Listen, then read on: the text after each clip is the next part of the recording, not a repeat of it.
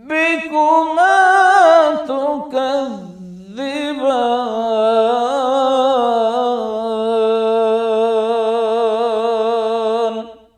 محترم ناظرین، السلام علیکم ورحمۃ اللہ وبرکاتہ۔ میں زبیر ہاشمی فرمان الہی میں آپ سبھی کا خیر مقدم کرتا ہوں۔ آج ہم آپ کی خدمت میں سورہ بقرہ کی آیت نمبر 174 سے 184 تک تلاوت اور اس کا ترجمہ پیش کریں گے۔ ناظرین، ابتدا سے ہماری یہی کوشش رہی ہے کہ جن آیتوں کی تلاوت کی جانے والی ہے ان کا پس منظر کیا ہے یہ بیان کر دیا جائے، تاکہ اس کے سننے کے بعد جب ہم تلاوت اور ترجمہ سنیں گے تو یہ آسانی سے سمجھ میں آ جائے۔ آئیے اسی سلسلے کو آگے بڑھاتے ہیں کہ آج کی پیش کی جانے والی آیتوں کا پس منظر کیا ہے۔ تو آج کی پیش کی جانے والی آیتوں میں یہ بتلایا جا رہا ہے کہ یہود قوم کے علماء دین کے نام پر دین کی غلط تشریح کرتے ہوئے لوگوں سے مال و دولت حاصل کیا کرتے تھے، اور آخری نبی کے تعلق سے یہ گمان کرتے تھے کہ انہی کے خاندان میں سے ہوں گے۔ لیکن جب حضور صلی اللہ علیہ وسلم اس دنیا میں تشریف لے کر آئے تو ان کی امیدوں پر پانی پھر گیا، کیونکہ حضور صلی اللہ علیہ وسلم حضرت اسماعیل علیہ السلام کی اولاد سے تشریف لے کر آئے ہیں اس دنیا میں۔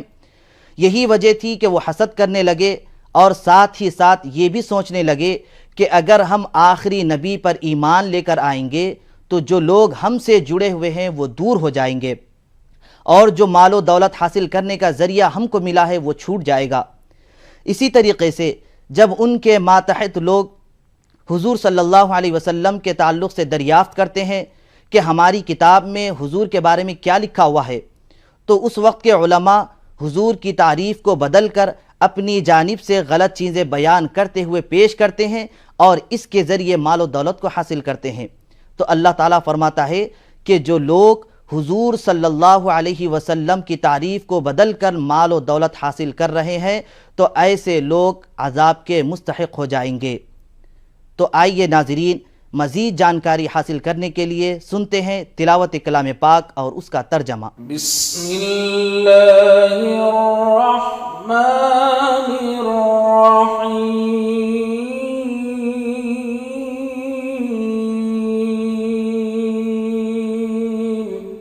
شروع کرتا ہوں اللہ کے نام سے جو بڑا مہربان نہایت رحم والا ہے۔ ان الذین یکتمون ما انزل اللہ من الکتاب ویشترون به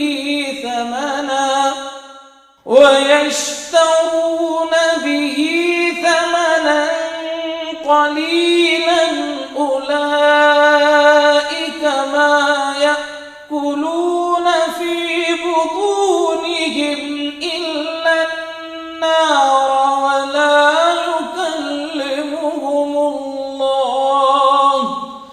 ولا يكلمهم الله يوم القيامة ولا يزكيهم ولهم عذاب أليم۔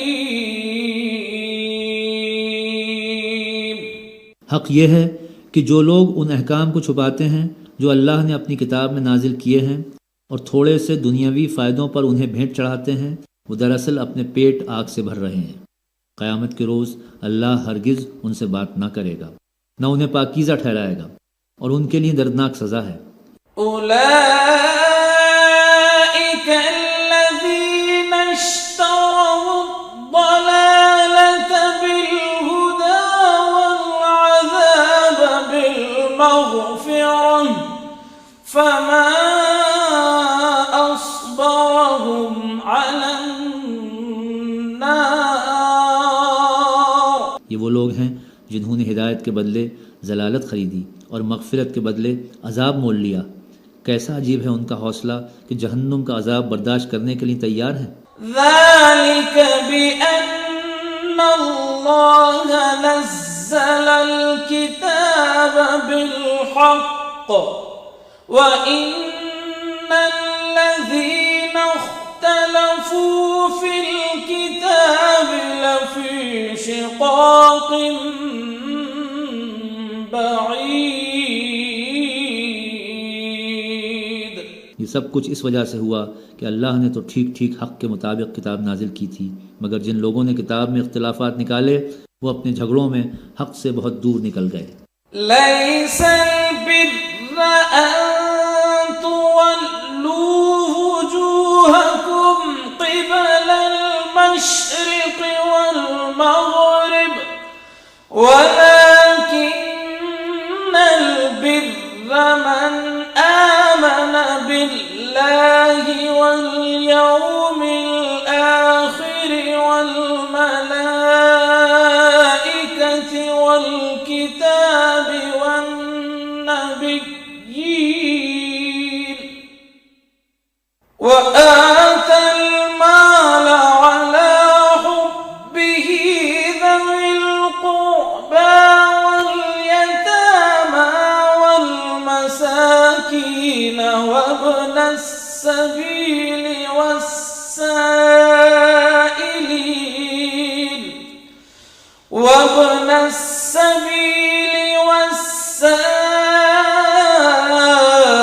والسائلين وفي الرقاب وأقام الصلاة وآتى الزكاة والموفون بعهدهم إذا عاهدوا والصابرين في البأساء والضراء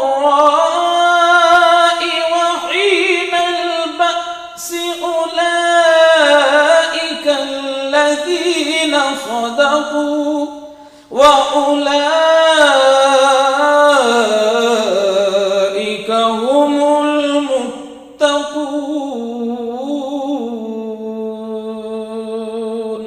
نیکی یہ نہیں ہے کہ تم نے اپنے چہرے مشرق کی طرف کر لیے یا مغرب کی طرف، بلکہ نیکی یہ ہے کہ آدمی اللہ کو، یوم آخر کو، ملائکہ کو اور اللہ کی نازل کی ہوئی کتابوں اور اس کے پیغمبروں کو دل سے مانے، اور اللہ کی محبت میں اپنا دل پسند مال رشتہ داروں، یتیموں، مسکینوں اور مسافروں پر، مدد کے لیے ہاتھ پھیلانے والوں پر اور غلاموں کی رہائی پر خرچ کرے، نماز قائم کرے اور زکوٰۃ دے.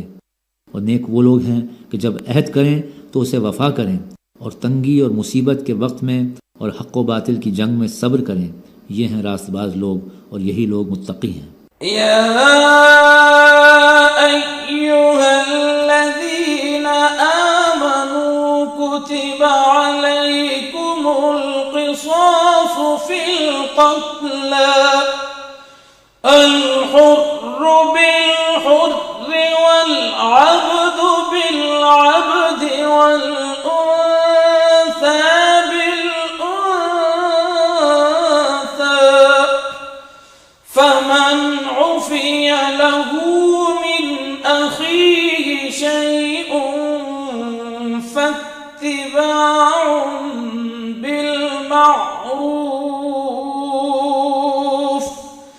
فاتباع بالمعروف وأداء إليه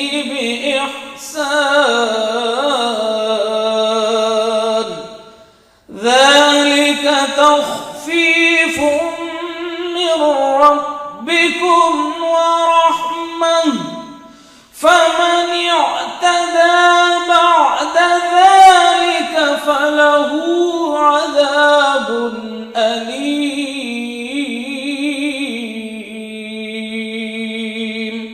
اے لوگو جو ایمان لائے ہو، تمہارے لیے قتل کے مقدموں میں قصاص کا حکم لکھ دیا گیا ہے. آزاد آدمی نے قتل کیا ہو تو اس آزاد ہی سے بدلہ لیا جائے، غلام قاتل ہو تو وہ غلام ہی قتل کیا جائے، اور عورت اس جرم کی مرتکب ہو تو اس عورت ہی سے قصاص لیا جائے. ہاں، اگر کسی قاتل کے ساتھ اس کا بھائی کچھ نرمی کرنے کے لیے تیار ہو تو معروف طریقے کے مطابق خون بہا کر تصفیہ ہونا چاہیے، اور قاتل کو لازم ہے کہ راستی کے ساتھ خون بہا ادا کرے.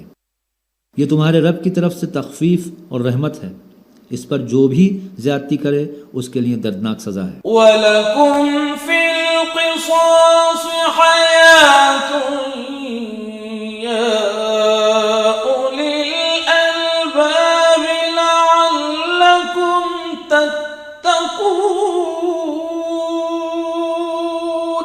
عقل و خرد رکھنے والو، تمہارے لیے قصاص میں زندگی ہے، امید ہے کہ تم اس قانون کی خلاف ورزی سے پرہیز کرو گے۔ ناظرین، سورہ بقرہ کی تلاوت اور اس کا ترجمہ جاری رہے گا۔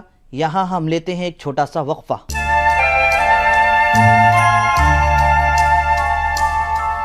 سبھی کا خیر مقدم ہے۔ ناظرین، وقفے سے پہلے ہم سورہ بقرہ کی تلاوت اور اس کا ترجمہ سن رہے تھے۔ جیسا کہ ہم سبھی جانتے ہیں کہ سورہ بقرہ ایک عظمت اور برکت والی سورت ہے۔ سورہ بقرہ کی تلاوت کرنے، اس کے سمجھنے سے انسان بلاؤں اور مصیبتوں سے محفوظ ہو جاتا ہے۔ حضور اکرم صلی اللہ علیہ وسلم اس سورے کے تعلق سے یہ ارشاد فرماتے ہیں کہ تم اپنے اپنے گھروں میں سورہ بقرہ کی تلاوت کیا کرو، کیونکہ جس گھر میں سورہ بقرہ کی تلاوت ہوتی ہے اس گھر میں کبھی شیطان داخل نہیں ہو سکتا۔ اللہ سے دعا ہے کہ ہم تمام کو شیطان کے مکر و فریب سے بچائے۔ تو آئیے ناظرین سنتے ہیں ایک بار پھر تلاوت کلام پاک اور اس کا ترجمہ۔ كتب عليكم إذا حضر أحدكم الموت إن ترك خيرا الوصية للوالدين والأقربين بالمعروف حقا على المتقين۔ تم پر فرض کیا گیا ہے کہ جب تم میں سے کسی کی موت کا وقت آئے اور وہ اپنے پیچھے مال چھوڑ رہا ہو تو والدین اور رشتہ داروں کے لیے معروف طریقے سے وصیت کرے، یہ حق ہے متقی لوگوں پر۔ فمن بدله بعدما سمعه فإنما إثمه على الذين يبدلونه إن الله سميع عليم۔ پھر جنہوں نے وصیت سنی اور بعد میں اسے بدل ڈالا تو اس کا گناہ ان بدلنے والوں پر ہوگا۔ اللہ سب کچھ سنتا اور جانتا ہے۔ فمن خاف من موص جنفا أو إثما فأصلح بينهم فلا إثم عليه إن الله غفور رحيم۔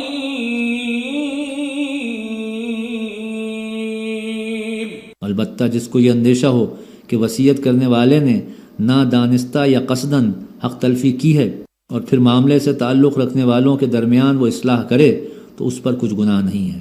اللہ بخشنے والا اور رحم فرمانے والا ہے۔ يا أيها الذين آمنوا كتب عليكم الصيام كما كتب على الذين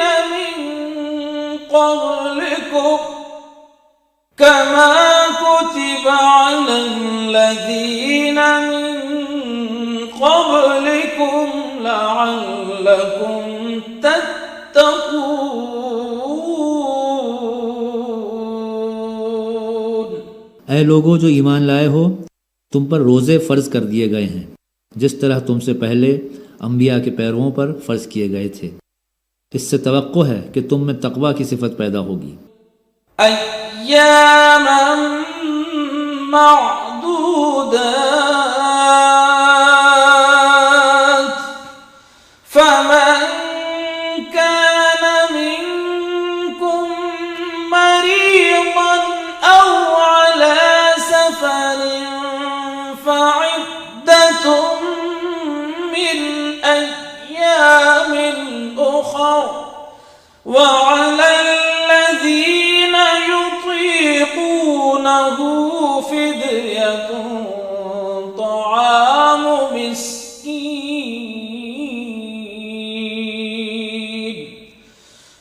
فمن تطوع خيرا فهو خير له وأن تصوموا خير لكم إن كنتم تعلمون.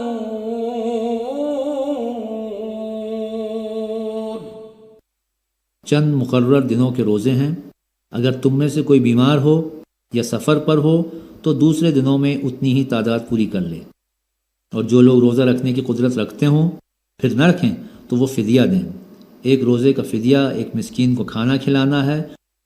اور جو اپنی خوشی سے کچھ زیادہ بھلائی کرے تو یہ اسی کے لیے بہتر ہے. لیکن اگر تم سمجھو تو تمہارے حق میں اچھا یہی ہے کہ روزہ رکھو. شهر رمضان الذي أنزل فيه القرآن هدى للناس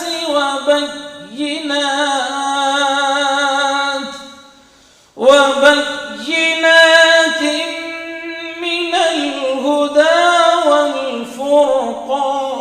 والفرقان فمن شهد منكم الشهر فليصم ومن كان مريضا أو على سفر فعدة من أيام أخر يريد الله بكم اليسر ولا يريد بكم العسر ولتكملوا العدة ولتكبروا الله على ما هداكم ولعلكم تشكرون. رمضان وہ مہینہ ہے جس میں قرآن نازل کیا گیا جو انسانوں کے لیے سراسر ہدایت ہے اور ایسی واضح تعلیمات لے کر آیا ہے جو راہ راست دکھانے والی اور حق اور باطل کا فرق کھول کر سامنے رکھ دینے والی ہے. لہٰذا اب سے جو شخص اس مہینے کو پائے اس کو لازم ہے کہ اس میں پورے مہینے کے روزے رکھے. اور جو کوئی مریض ہو یا سفر پر ہو تو وہ دوسرے دنوں میں روزوں کی تعداد پوری کر لے. اللہ تمہارے ساتھ نرمی کرنا چاہتا ہے، سختی کرنا نہیں چاہتا. اس لیے یہ طریقہ تمہیں بتایا جا رہا ہے تاکہ تم روزوں کی تعداد پوری کر سکو. اور جس ہدایت سے اللہ نے تمہیں سرفراز کیا ہے اس پر اللہ کی کبریائی کا اظہار و اعتراف کرو اور شکر گزار بنو. وَإِذَا سَأَلَكَ عِبَادِي عَنِّي فَإِنِّي قَرِيبٌ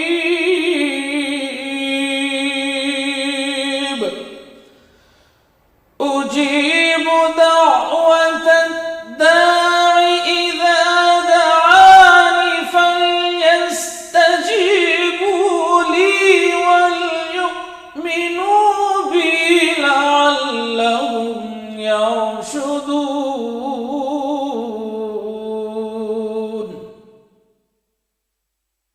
صدق اللہ العظیم. اور اے نبی، میرے بندے اگر تم سے میرے متعلق پوچھیں تو انہیں بتا دو کہ میں ان سے قریب ہی ہوں. پکارنے والا جب مجھے پکارتا ہے میں اس کی پکار سنتا اور جواب دیتا ہوں.